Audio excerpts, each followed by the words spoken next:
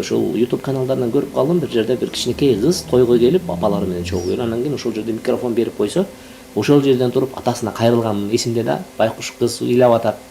Апасына, атасына, апа, ата, силер бизге келгилечи, биз көп тамак жебейбиз дейт. Биз жаңы кийим сурабайбыз дейт. Биз сизден телефон алып бер деп айтпайбыз дейт. Байкуш келип айтат, силер биздин жаныбызга келгилечи дейт да.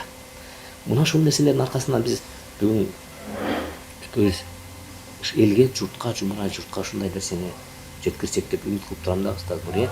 Бул эме дегенде ар бир ата эне сезсе деген да жоопкерчиликти. Сезсе деген да, себеби дегенде мектепке ишеним артуу туура эмес. Себеби дегенде мектеп ата эненин берген нерсесин бере албайт. Же болбосо мектептен ата энеден алган да эчтеке албайт. Маалыматка жетиши мүмкүн, кайсы бир кошумча бир билим алышы мүмкүн. Бирок эч качан тарбия ала албайт деп ойлоп калдым да. Ошондуктан ушул тегеректе өз тажрыйбаңыздын үстүндө. Туура айтасыз, устаз.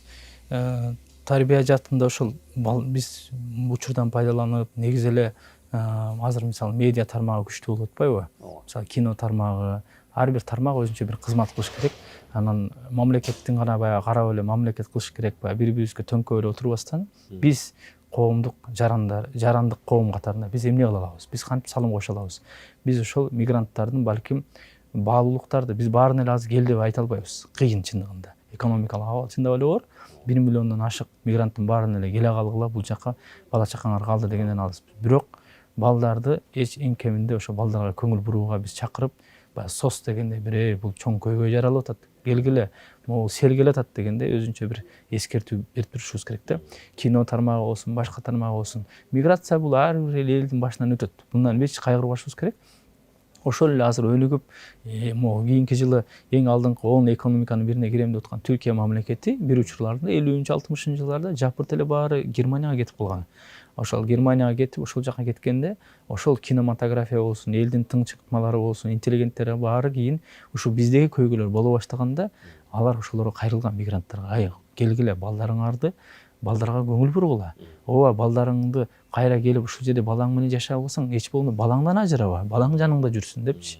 Балага сиз айткан эң биринчи ата эне керек экен. Ата энеңиздин жанында болсо, ошол карандай суу ичсе дагы, катыган нан жесе дагы бала ошого ыраазы. Анын ордуну, ата эненин ордуну эч ким баса албайт да. Биз мисалы өзүбүз педагогика жаатында иштеген үчүн, бул эми сиз дагы педагогикалык тармакта көп жыл мээнет кылдыңыз. Жакшы билебиз да, канчалык педагог мыкты болсун, мага десең Макаренко болуп кетсең дагы, ата менен эненин ордун баса албайт. Эч ким ата энеде боло албайт. Ата энеде эң жакшы мугалим устаз болсун, башын сылаганы менен бирок апасынын же атасынын башын сылагандай болбойт. Алчы.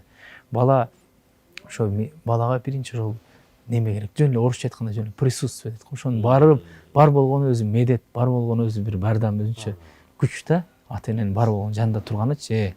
Мисалы мен өзүмдүн башынан болгон бир окуяны айтып берейин устаз. Биз дагы бир алгачкы миграциянын баягы балдары болуп калдык да.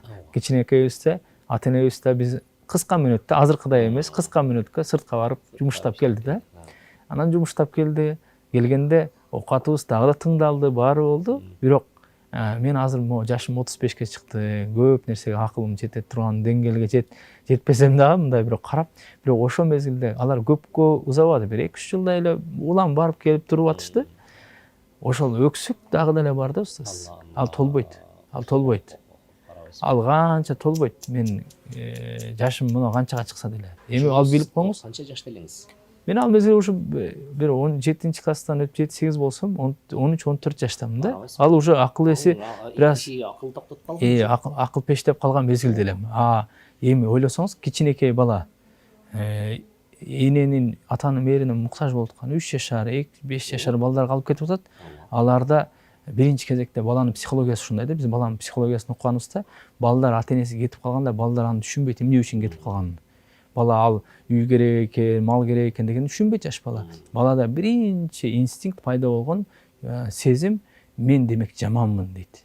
Мен жакшы болсом мени таштап кетпейт эле дейт. Мен өзүн күнөөлөй баштайт. Мен жаманмын дейт. Анан бара-бара кийин чоңойгон сайын түшүнөт, жок мен жаман деле эмес экенмин депчи, көрсө булар жаман экен дейт. Булар жаман экен деп, анан ата энесине болгон баягы жек көрүү пайда болот, башка болот. Анан бир мезгилде ата эне менен мамуржумул мамиле болуп атат эле, бир мезгилде баягы конфликт жаралат. Эми ар бир үйдө баягы чыр-чатак болот, ошондой болгондо баланын түпкү ичиндеги баягы ошол сөзү чыгат. Мен көп учурларды көрдүм, балдары ошо ата энесине мен силерди эмне иштегиле деп мага мону бергиле дедимби силерге, мен мону талап кылдымбы силерден деген бетине баягы ачуу чындыкты айткан учурлар көп эле болот да. Буну мен азыр кепилдик берип айта алам устаз. Көп үй бүлөлөрдө ушул нерсе бар, болгону муну эч ким айтып чыкпайт да. Айтып чыкпайт, айткандан уялат.